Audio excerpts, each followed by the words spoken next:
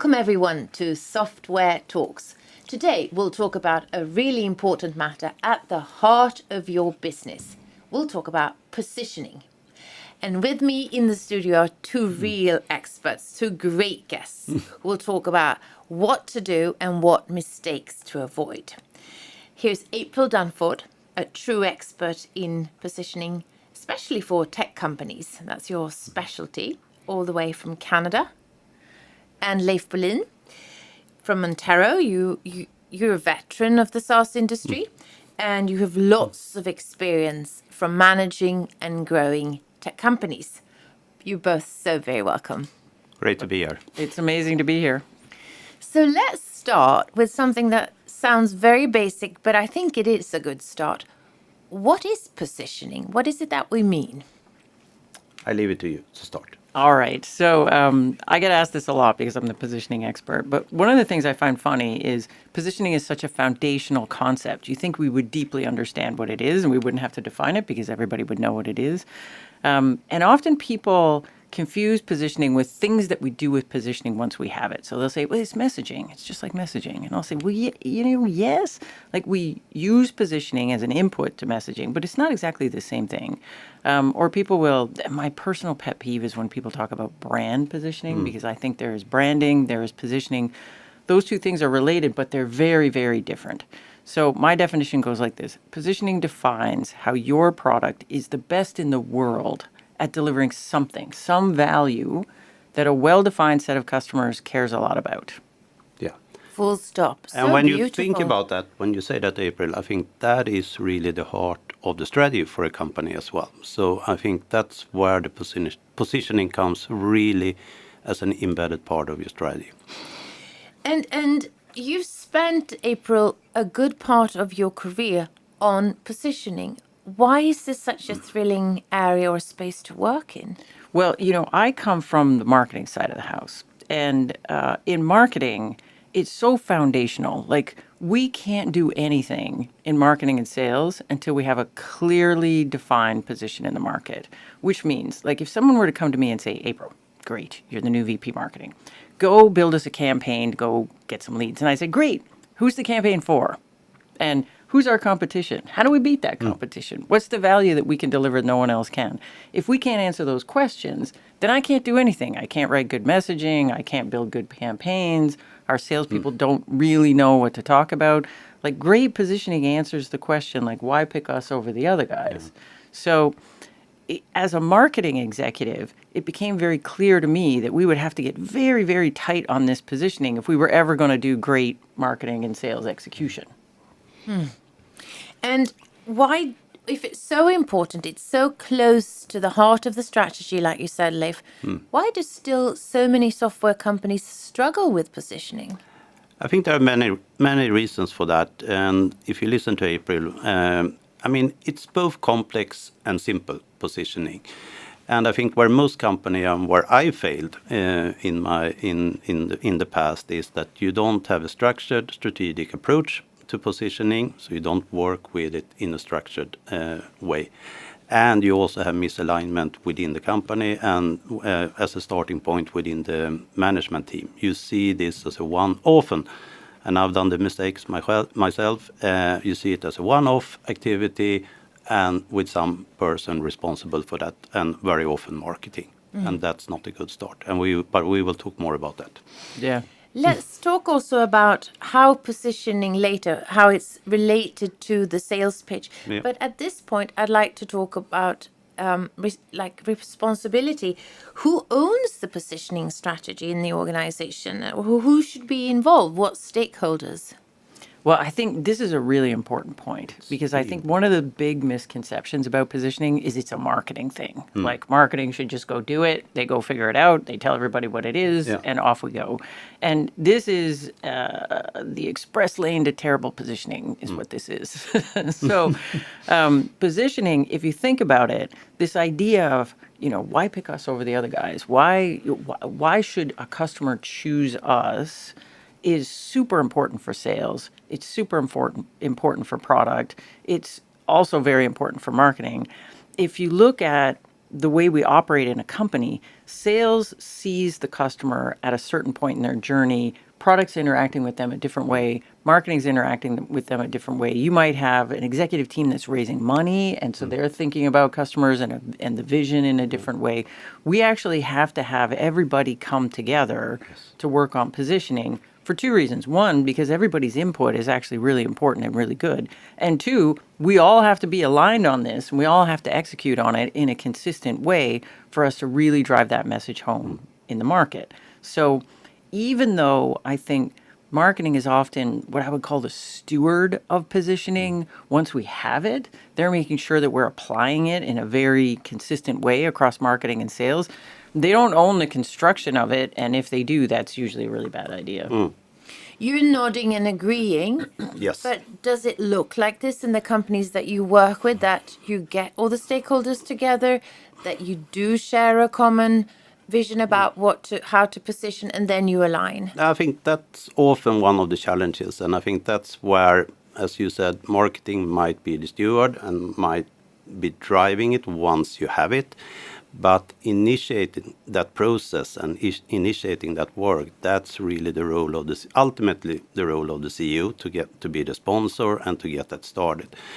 So, and it's an ongoing process, because if you think about it, being a B2B software company, you are also in an environment which is constantly changing. The product is developing, customers are maturing, there are new competitors coming up. So that's why you need to work with this all the time and reposition sometimes as you go along. So let's go to that. It's such a good point, this one. Like, I just want to sit on this one for a second. If you mind. People get really stressed out about positioning when I work with clients and we're working on positioning. They get very stressed out that they'll be like, well, yeah, that might be our positioning right now, but that's not where we're going to be in 10 years. No. That's not what we sold the investors. That's not what we expect to be in 5 years.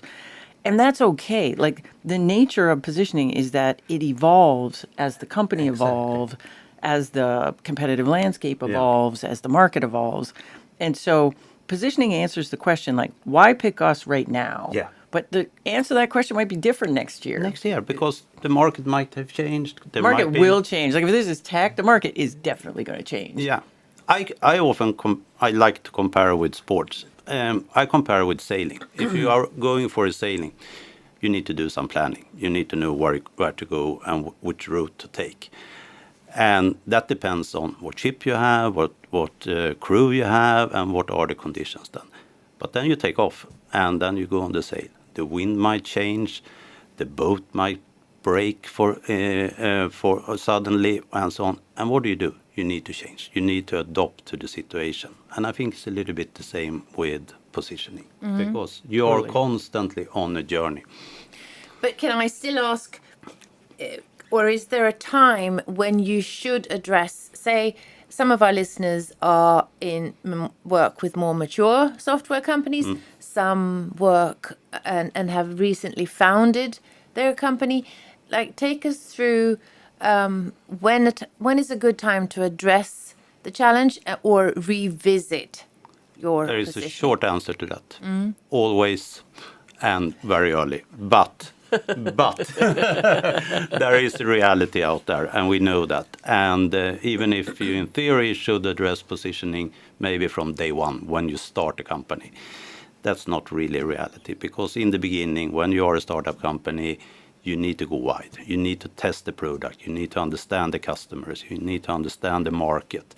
And that's why you need to start a little bit wider. If you haven't a laser sharp product that fits completely. But I think as you move along, that's when positioning comes in and becomes more natural as well. That's right. That's right. So a lot of companies come to me and they'll be like, oh, we're so worried, like we're about to launch and we need the positioning to be perfect at launch.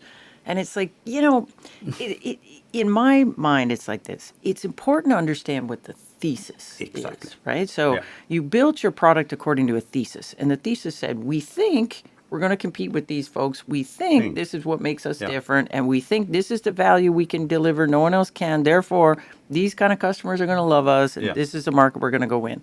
But then you launch, and we're never entirely correct on this thesis. And so the first wave of customers is about validating the thesis. Exactly. It's about figuring out what's right and what's wrong with the thesis. So I have a terrible analogy, but I'm going to use it. It's a bit like you woke up in the morning and you said, I'm a fisherman and I'm designing a fishing net. And my thesis is this is the world's greatest net for catching tuna. It's going to be amazing for tuna. But I don't know. I could launch it as the tuna fishing net. Maybe it works and maybe it doesn't. Like maybe I got it right, maybe I didn't. Or I could just say, you know what? It's a net for fish, big fish, all kinds of big fish. Try it out, fisher people, and then let's just go see what everybody pulls up. Excellent. And maybe what happens is you start pulling up a lot of grouper and you were like, I didn't think about grouper. And it turns out you're actually a great grouper fishing net and you can just narrow down in on grouper fishermen and go win that market. We worry about the tuna later. Because you learn as you go along. That's it. But is it a product-related challenge to create positioning, or is it more related to marketing? Oh, this is a good question. Yeah, so, really. So I think if in the work that I do working with companies, if you're a single product company, and so you're just one, you're a company and you have one product, there's the product positioning is the same as the company positioning. Like if we think about the early days of Slack, like Slack is just Slack. There's no difference between Slack the company, Slack the product. They're the same thing. So when we think about positioning, the positioning is not just marketing. It's marketing, sales, product, everything for the whole company. Now, if you have multiple products, things get a little more complicated. Exactly. So now we've got, if I'm IBM, I'm not just one product, I'm a whole bunch of products. And if you look at big companies, what they have is kind of tiers of positioning. So IBM would have the company positioning. They have positioning for specific divisions, like the database division has its own positioning. But in the database division, there's a good dozen or so products in there. And each of those products have their own positioning to deal with customers that just want to buy that one product. So things start getting very complicated when you have lots of products and the thing gets really big. In the early days, I think there's no value in having different company positioning than different product positioning. It's just one thing. It's, again, Slack is Slack. We don't have to worry about it. It's all one thing. But I think the combination between the two, product and marketing, is very important because there is a constant loop between the two because products are developing and so you need to take that into consideration, but you also gain a lot of market insights from marketing. So there has to be a constant discussion, and so really positioning is in this intersection between the two, and not only marketing, even sales. Sales too. Yeah. Like if we're B2B, and particularly if we're B2B and we're selling big ticket stuff, like if it's enterprise stuff, sales knows a lot. Sales knows a lot about how customers make comparisons, like who they compare us to, what the status quo is in the account that we're replacing, who else ends up on the short list, why customers make a decision to go with us, why they make a decision not to go with us. And so having sales in the loop is really important, in my opinion, because they know a lot about what's happening with customers in the moment of truth, like when they're actually making a purchase decision. And I think there comes a very important point into the leadership and the role of the CEO and the rest of them, and that's to create the curiosity in the organization, because you learn and there are data points all the time that you need to take into consideration. And that's not only for the management team. If you really manage to do this in the whole organization and they are constantly thinking about what do we learn, what do we get, what do we hear, what inputs do we get, then you get a process. I have a question for you on that one because I like this. So how do you foster that? And do you have any specific techniques you've used in your companies when you're running the company, like how to make sure that feedback is flowing around and that you're getting good insight? Because I find a lot of times sales knows a lot, and there's no vehicle for sales to communicate that back to the rest of the team. And ultimately, you're talking about customer feedback, That's right. Mm-hmm. Yeah, and market feedback. I mean, what's happening? Sales, they hear a lot about competitors and trends and things. They pick up things at the exhibition. Like one of the things that happens a lot is like a new competitor comes on the scene, and sales knows months before anybody else does, and they don't tell anybody. And then what'll happen is marketing will say, "Oh man, I'm looking at the data." And it looks like all of a sudden we're losing to competitor XYZ, and your salesperson pops up and says, "Oh yeah, man, they've been killing us for months." You had a question. I will not escape from that one. I think it's back to basic leadership. I mean, you need to create a culture starting in the management team where you discuss things, where you discuss what is important for your company, what happens. Create that curious environment where you have an open dialogue, where you don't have silos, where you as a team has that task to really drive that forward. And if you start that with simple logic in the management team, it will spread in the organization. It's a culture thing. Yeah, I think I agree with this. There I is agree no with this a lot. silver bullet for that, but it Yeah. really starts there. Either you create that culture or you have the silo culture, and then you end up where you, what you described. Yeah, exactly. So one of the things I recommend, and I used to do it when I was in-house, but I recommend it to my clients now, is we do this positioning workshop, and there's kind of a tendency for nobody to ever look at the positioning again. And so what I think is a good habit is you've got this cross-functional team, marketing, product, sales, the CEO, and what I used to do when I was a VP marketing is I would set a repeating meeting every 6 months. Yeah. So every 6 months we get that gang together and we'd say, what's new? Yeah. Like, what's new? Are we seeing a new competitor that we haven't seen before? Yeah. Has something changed in our product that's so significant that our value has changed? Has maybe our competitors have caught up with us and because they had a new release and something that was really differentiated 6 months ago isn't anymore, and we got to kind of think about that. And usually that meeting would be really easy. We'd get together and we'd say, has anything changed? And basically we'd be looking at each other. We're like, no, okay, okay, nothing changes. See you in 6 months. But sometimes you get in, and again, sales would lean in and go, you know what? We're seeing these guys a lot. We never used to see them. And 6 months ago, we didn't talk about them, but now we do. Or product management will come and say, you know what? We've been looking at the new release from our competitors, and this stuff that we said was differentiating, you know what? It's not differentiating anymore. Or the opposite, product management comes and says, we're learning something about the way people are using this new feature that we put out that really unlocks a bunch of value, and we should be talking about that more. If we do see that, like something big is changing, then we get the gang together and we revisit the positioning. Yeah.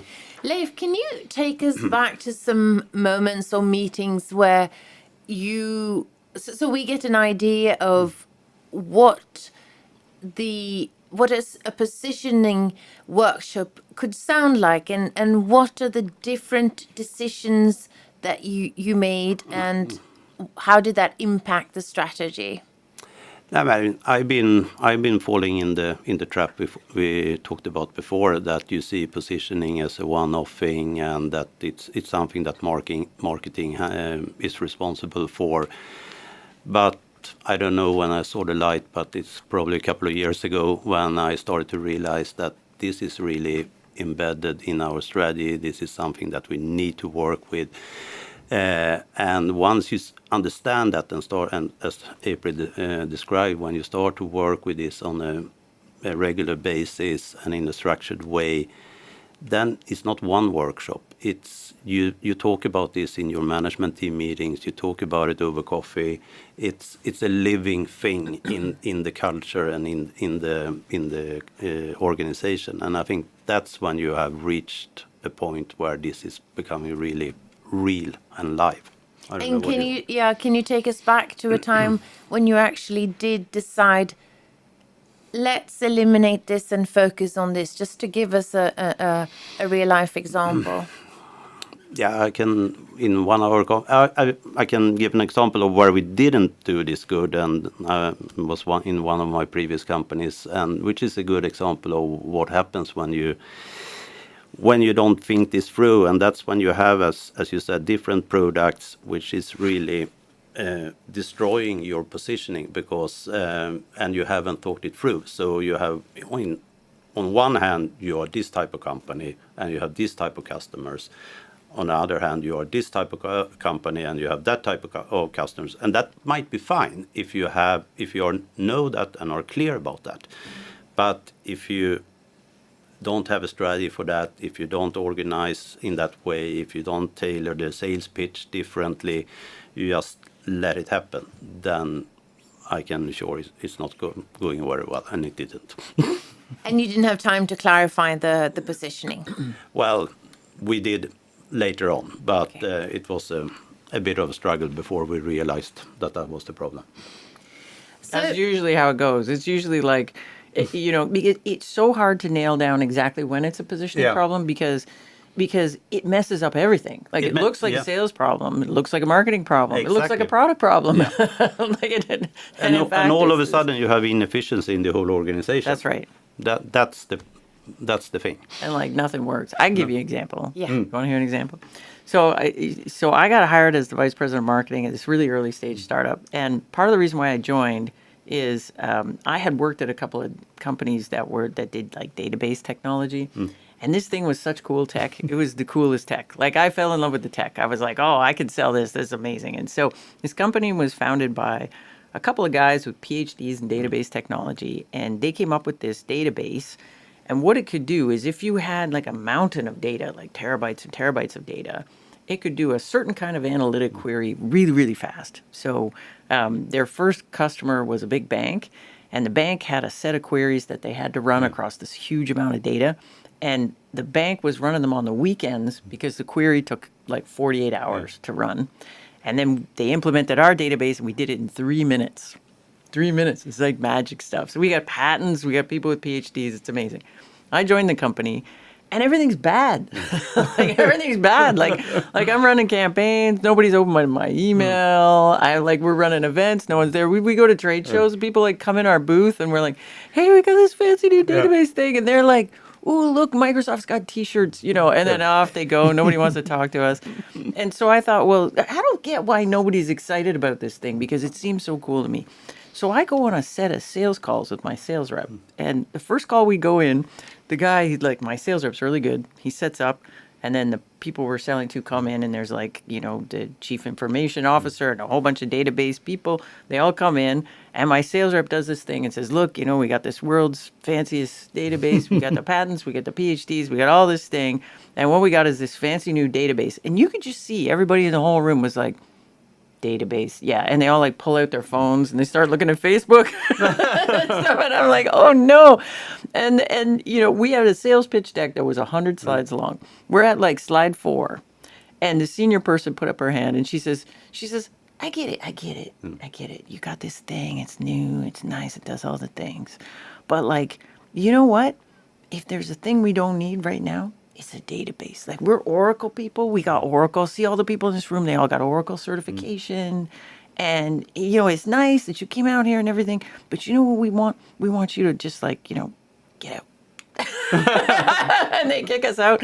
And so I go out to the parking lot. I'm sitting in the car with the salesperson, and I was like, dude, that was terrible. Like, is that how it goes every time? And he goes, yeah, pretty much every time. And I'm like, what? Why are we even here? We need new jobs. This company is not going to survive. Anyways, we went like that. So we had this series of calls set up. The last call we had, there was a really senior guy, and he was friends with the founder. That's how we got the meeting. And so he came by himself because he figured this was a dumb meeting. He wasn't going to bring his whole team. He just came because he's, it's the sympathy sales call, right? So he comes in, I come with my rep, and the rep starts doing the thing, and the guy's really polite. So the rep gets all the way through the whole deck, which is super long. First time we get to the whole thing. And he gets to the end, and the guy goes, and we're like, what do you think? The guy says, I love it. It's fantastic. Oh, we got to get this in here. It's going to be great. He starts, and we're like, wow, that's great. He loves it. And he says, but I got to tell you, like about halfway through, I was like, I didn't get it. I didn't get what you were. I didn't get why anybody would want that. And then the light came on, and then I figured out what you were. And then I got it, and then it was good. And I was like, well, what are we then? And he goes, you're not a database. You're a data warehouse. Yeah. Now, I had only been there like a month or so, but my initial instinct was to have an argument with that guy. Yeah. So I was like, no, we're not a data warehouse. We don't have a roll-up and cube function. We were getting all techie. We're not a roll-up and cube function. He's like, you don't need a roll-up and cube function because you got a different architecture. I'm like, yeah, but we don't. Blah, blah, blah. And he says, and at one point he said, look, like databases do all kinds of things, and you just do this one thing. And if I wanted to do that one thing, I'd have a data warehouse to do it. And so we went back to the office, and it started this conversation. Like, maybe we're better positioned as a data warehouse. And I'll tell you, it was hard to sell us internally. Like, the founders came to me, and they were like, look, we're database people. Make it a database. Like, we're not allowed to be something else.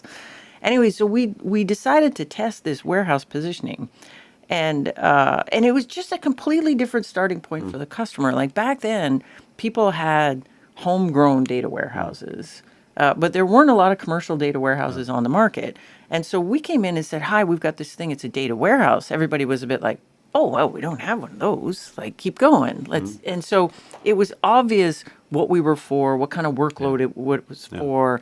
It was way easier to explain the value, and we never got compared directly to Oracle again because the whole frame was Also different. new positioning. So then we did end up having to go back and build a lot of stuff in the product. But initially, we just shifted the messaging, and that worked. And then we were like, okay, well, this seems to be a lot easier to sell. Let's just do this. So once you do have that cross-functional team in the room, you're ready to go. You're ready to address positioning. What's the first question you ask, April? Well, I think there's a lot of different ways. So I'll preface this. I think there's a lot of different ways to do positioning. But I have a preferred way that I do it. I'm a consultant, so I want to do it in a repeatable way. What the teams will want to do, if you get a cross-functional team together, they'll want to jump straight to value. So they'll say, okay, we got everybody here. Okay, why does everybody love our stuff? And instead of starting there, I think it's better to back it up a little bit and start with, if we didn't exist, what would a customer do? So what is the status quo that we're replacing in the account? Like in B2B tech, it's often Excel or manual processes. We actually have to beat that in order to win a deal. And then the other thing we have to beat is we have to beat anything they put on a short list against us. So what's interesting about starting at that point is when I say, like, if you didn't exist, what would a customer do? Every group in the organization has a slightly different answer to that. Yes. Like sales will say, "Oh, well, it's Oracle because we lost the deal to Oracle last week, so it's Oracle. If we didn't exist, they all just buy Oracle." And I said, well, if you look at the sales number, you lose half your deals to no decision. Exactly. So what's the company doing when they make no decision? Oh, well, they're just doing it with a spreadsheet. Aha. So we're losing half our deals to Excel. So, and then if you talk to product management is like, oh, there's thousands of competitors. I Googled it. There's this company. Nobody's ever heard of them. And they do exactly what we do because I saw it on their website and stuff. And I'm like, well, that's great. And product management may have to track them because in the future, they might be a worry to us. But from a marketing and sales perspective, I don't have to position against a ghost, you know? Like if a customer doesn't put them on a short list, they don't exist in the mind of customers. I don't have to position against them.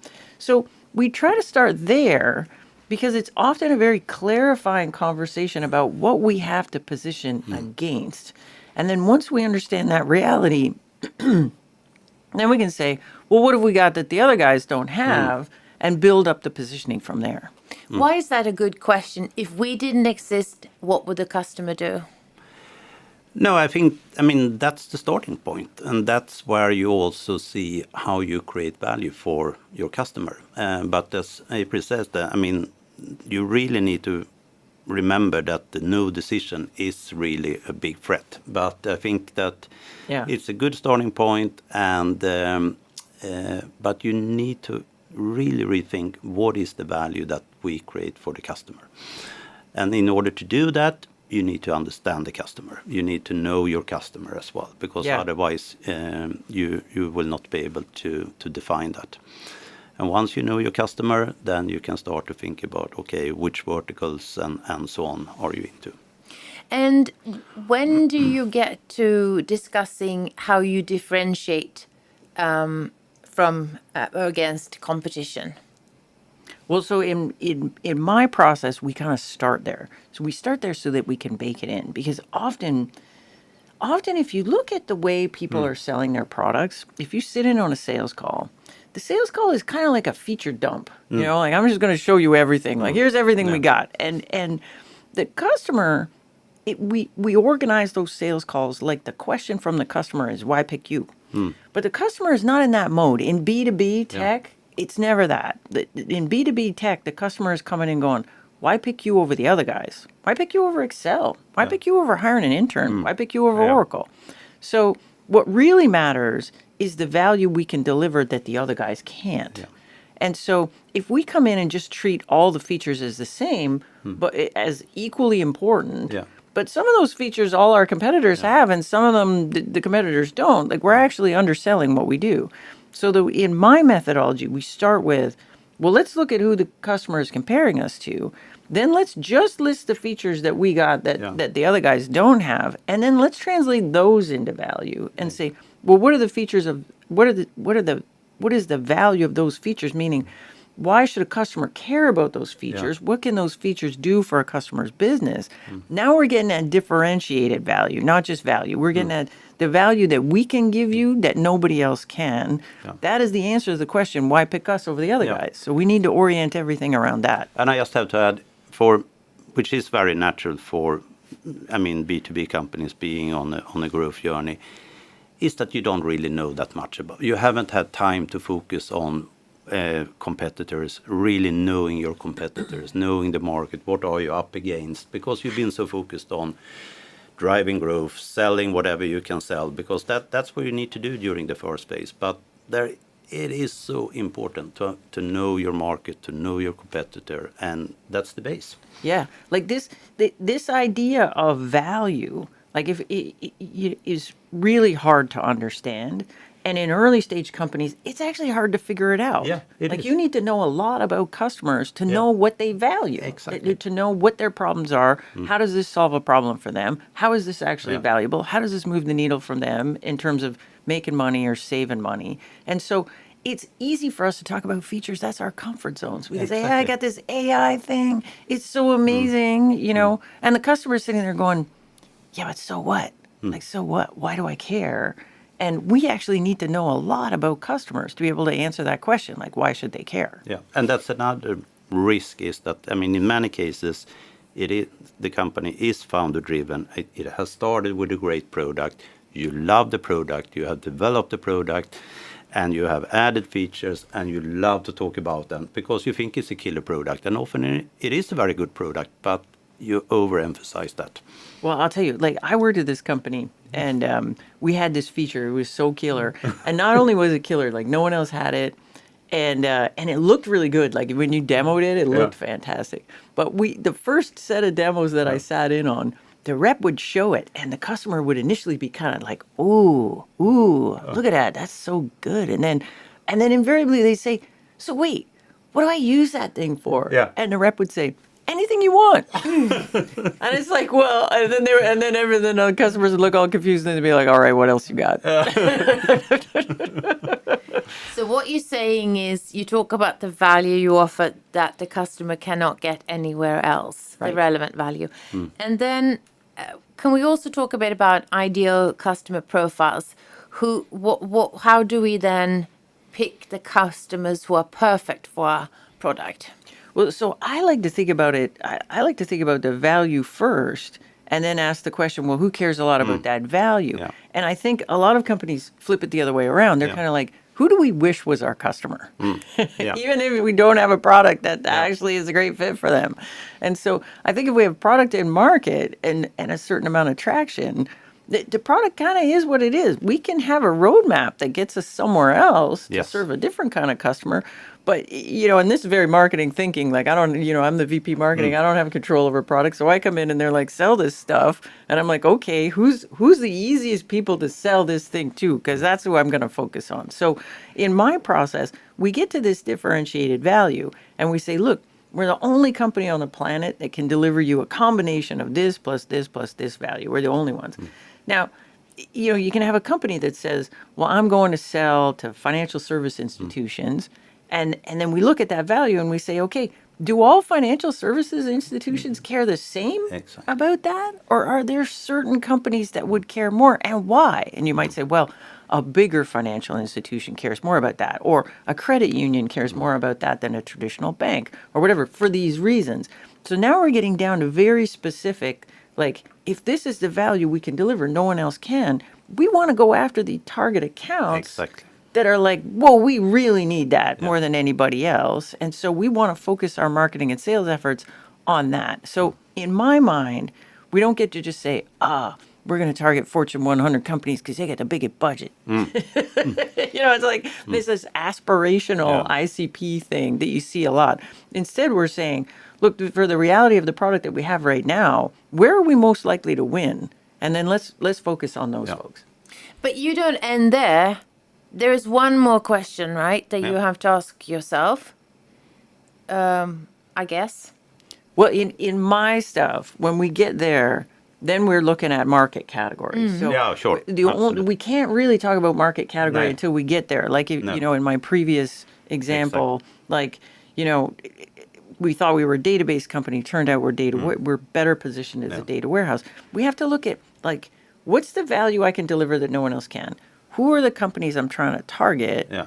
What's the best context to position this thing in so that they kind of understand the value? Like, our problem with positioning as a database is if we position as a database for database people are going to go, we got a database already. We're already starting to, and they assume that you do any kind of workload and any kind of stuff. And so we don't need another one. If I position as a data warehouse to database people, they're like, one, we don't have one of those already. And two, we understand the kind of workload it is. It's analytic workload. It's not necessarily other kind of workload. So they kind of are closer to understanding our value than they were before. So a good market category serves as a really nice contextual starting point for a conversation with a customer. You still need a sales pitch. You still need messaging. Yeah. But they kind of say, oh, I get it. So you're like a data warehouse. Okay, I kind of get what it is. Yeah, okay, data warehouse. Okay, now pitch me. Yeah. What are the real pitfalls here, Leif? Well, there are a few, of course, and I think we touched upon a few of them. I mean, the first and obvious one is that you see this as a one-off activity that, okay, now done it, we are good, we have our positioning, and then you leave it. And you think that marketing is responsible for it. So I think that's an obvious one. Another one, I think, in the companies where I worked and which we work with is that when you started the company, there is a strong founder that really loves the product, and you have started off well and had a good start, but the market has changed.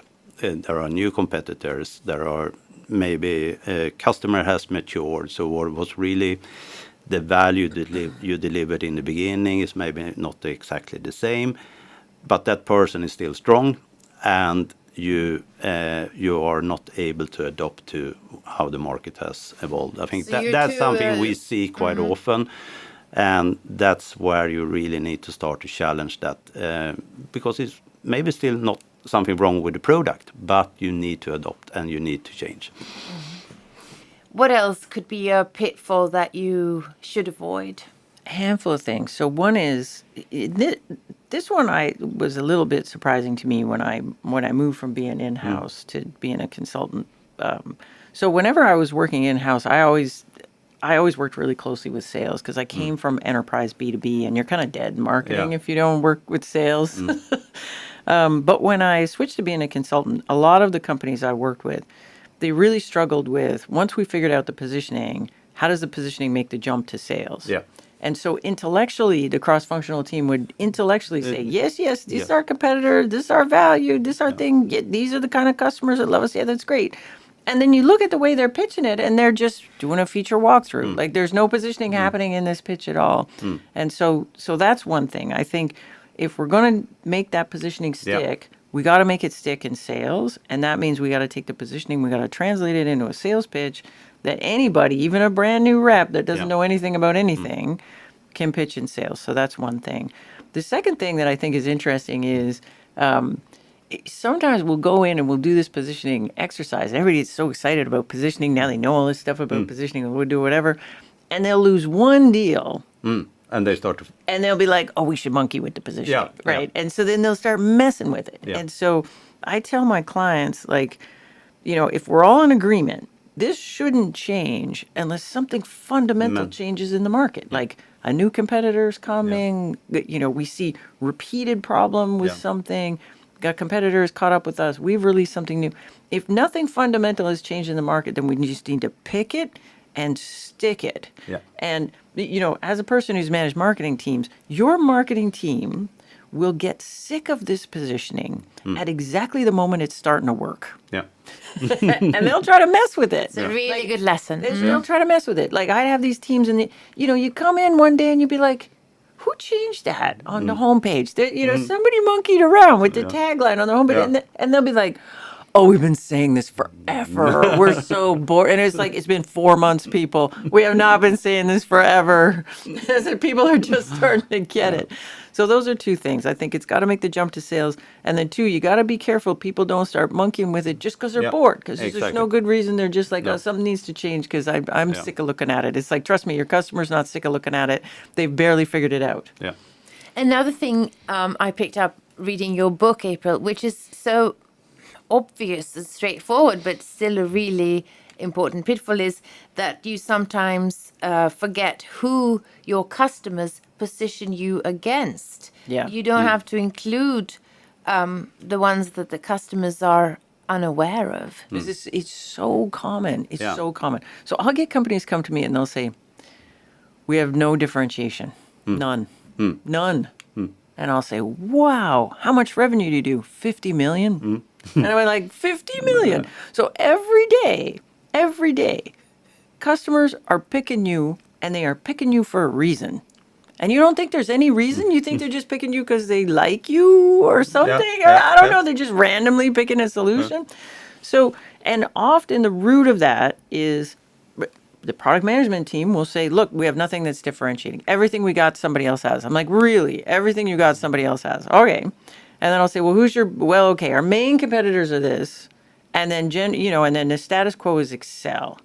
And I'll say, okay, so if I look at the main competitors in Excel, none of them have this thing. And they go, yeah, but there's these two guys in a basement in Silicon Valley and they've got it. So we can't say it's ours uniquely. I'm like, okay, but it is yours in a differentiated way. Like a customer doesn't know about that other competitor. So forget about those guys. Like if I'm doing the comparison, the way the customer is doing it, you versus Excel, you versus these 2 or 3 credible competitors.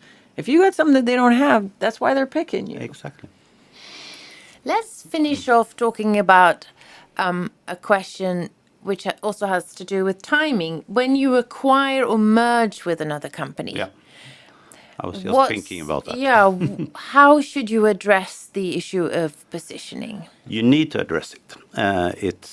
But then, of course, it depends a lot on what type of merger or acquisition you do. I mean, you might acquire a company which does basically the same as you do. It's more of a consolidation in the market, and then maybe your positioning is not changing. Or, as I had a recent example now, you acquire a complementary product, so you're actually broadening your product offering, and you also have an hypothesis of that will create it will actually create a new position in the market where you also stand out from the competitors because no one has taken. And then, of course, then you need to change your positioning, and maybe in that case also the name of the company, because you are actually taking a new role, a new position in the market. So I would say there are no M&A activities where you can't think about positioning. Yeah, I totally agree with that. Yeah. It's such an important thing. Like, and in my opinion, it's such a great opportunity to get the teams together and get everybody straight on this, because people will have a lot of opinions about what it should be. Exactly. And it's really important for everybody. Like, let's get our story straight on this. Where does this fit in the portfolio? Does it basically get positioned as a feature of a product we already have? Or does it get positioned as its own thing?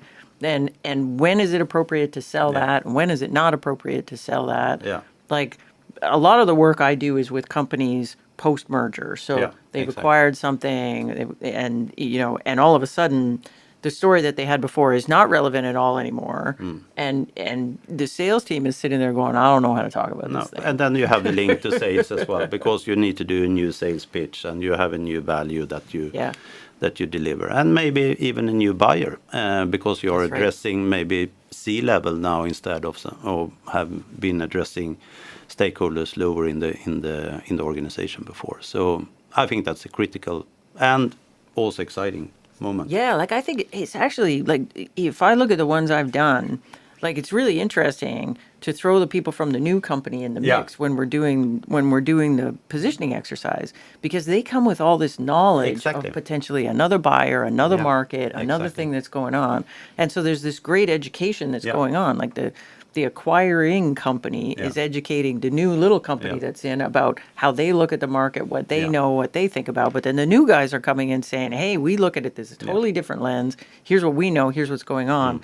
And then how do we build the optimal story Yeah. that includes both things? And I think it's not only a post-merger activity. This is actually something you need to think about before you do the merger as well. Yeah, you would hope so, man. Yeah, and I think, I mean, we all know that there are quite a few mergers and acquisitions that have failed, and I think this is maybe one of the reasons. Yeah. That because you haven't really worked through this before you do this, you haven't thought it through all the way. Because you have a good position, you think that okay, we buy another company, we get more revenue and bigger market share, but it might actually completely change your position. Yeah. And you would also get new competitors, maybe. My last question is to you, Leif. Who should moderate that dialogue? The CEO. I mean, it's quite simple. I'm very clear on that this is a team effort and you need all the different stakeholders, but ultimately this is the responsibility of the CEO to make sure that you have this process ongoing, that you have this dialogue ongoing. You cannot escape from that. You are the sponsor. You're maybe not the steward, but you are a sponsor. Yep. And you seem to like that because you look Yeah, really, really I do. happy saying that, Leif. I mean, my takeaway from my 25 years in this industry is that I started off not knowing very much about positioning, not putting it very high on the agenda. But God, this is so exciting and so important, and it's really, really central of your daily business. Thank you so much for sharing both your strategic advice, but also the really practical, hands-on advice, what questions to ask, in what order. Everyone listening, we hope this was useful, relevant, and valuable to you. I'd also like to say that Monterro has an ebook on positioning. You find it on monterro.com. And we will readdress this issue in future pods. Thank you so much for listening.